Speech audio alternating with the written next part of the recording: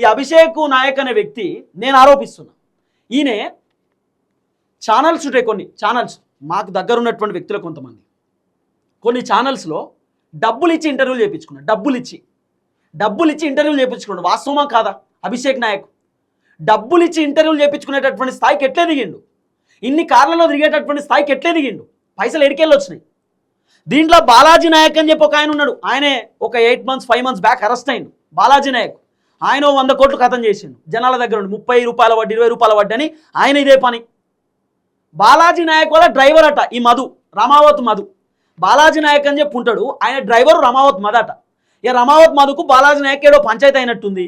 ఈ రమావత్ మధు ఏం చేసిండు, బాలాజీ నాయక్ మంచిగానే దంచిండు పైసలు, మనం కూడా ఇదే పని చేస్తే బాగుంటుందని చెప్పి రమావత్ మధు కూడా చిన్నగా జనవరిలో 2025లో స్టార్ట్ చేసిండు కంపెనీ పెట్టి ఆ దందా స్టార్ట్ చేసిండు. షురు జనాల దగ్గర నుండి పైసలు వసూలు చేసిండు. చాలామంది జనాలు నమ్మి, ఇప్పుడు పబ్లిక్ ఏమనుకుంటారు, భూమి ఇస్తాం మీకు వడ్డీ పైసలు కూడా ఇస్తామంటే అమ్ముకొని కూడా, భూములు అమ్ముకొని కూడా చాలా మంది వడ్డీ పైసలు వస్తే బతకొచ్చు ఇంటికాడ కూర్చోనన్నా అని చెప్పి పైసలు ఇచ్చారు. ఒక్కొక్కరు 1 కోటి రూపాయలు 2 కోట్ల రూపాయలు కూడా భూములు అమ్ముకొని ఇచ్చారు. వీళ్ళకి మొత్తం భస్వం చేసి పడేసారు, కథం చేసి పడేసారు పైసలన్నీ. వాడు రమావత్ మద్ అనేటోడు అయితే మొత్తం 2-3 విల్లాలు కొన్నాడట, కొత్త కార్లు కొనుడట, కోట్లు కథ లెక్క, ఓ పెద్ద దందా, ఏక్ నెంబర్ దందా వీళ్ళదంతా. ఇంకా వీళ్ళు పత్తిత్తులు లెక్క ఏం నిలవనట్టు, మేము చాలా గొప్ప వాళ్ళం, మాకేం సంబంధం లేదు, మమ్మల్ని నమ్మండి. ఇదో డ్రామా, మామూలు డ్రామా కాదు.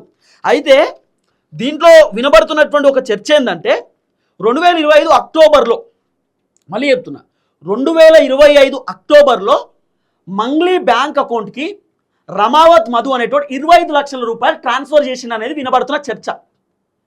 నేను నిజమో కాదో నేను చెప్తలేను, నా దగ్గర ఆధారాలు ఉన్నాయని నేను చెప్తున్నా, ఆరోపణలు వస్తున్నాయి. 2025 అక్టోబర్లో మంగ్లీ బ్యాంక్ అకౌంట్లోకి 25 లక్షల రూపాయల ట్రాన్సాక్షన్ జరిగిందట, 25 లక్షల రూపాయలు వేసిరట. మళ్ళా మంగ్లీ 2-3 months తర్వాత రమావత్ మధు అకౌంట్లోకి మళ్ళీ రీట్రాన్స్ఫర్ చేసిందట, 20 లక్షల రూపాయలు రీట్రాన్స్ఫర్ చేసింది అనేది వినబడుతున్న ఒక చర్చ. నిజమా కాదా అనేది కూడా ఖచ్చితంగా వెరిఫికేషన్ చేయాలి. సరే, ఇప్పుడు మంగ్లీకి క్యాష్ ఇచ్చిన అంటే మంగ్లీ మళ్ళీ క్యాష్ ఇచ్చిందంటే క్యాష్ తెలియదు, క్యాష్ ఎట్లిస్తారు ఏం కథ అర్థం కాదు. ఇట్లా పోతుంటే తోవలో కూడా క్యాష్ ఇవ్వచ్చు, లేకపోతే కార్లు ఇచ్చుకోవచ్చు, లేకపోతే పోతుంటే రోడ్డు మీద కూడా క్యాష్ ఇవ్వచ్చు, పెద్ద ఇబ్బంది కాదు. కానీ అకౌంట్ టు అకౌంట్ ట్రాన్సాక్షన్ అయితే ఉంటుంది కదా. కాబట్టి మంగ్లీ బ్యాంక్ అకౌంట్ స్టేట్మెంట్లో చెక్ చేయాలి. బ్యాంక్ అకౌంట్ స్టేట్మెంట్లో నిజంగానే రమావత్ మధు పైసలు వేసినా లేదా చెక్ చేయాలి. దీంట్లో ఇంకా ట్విస్ట్ చెప్పనా,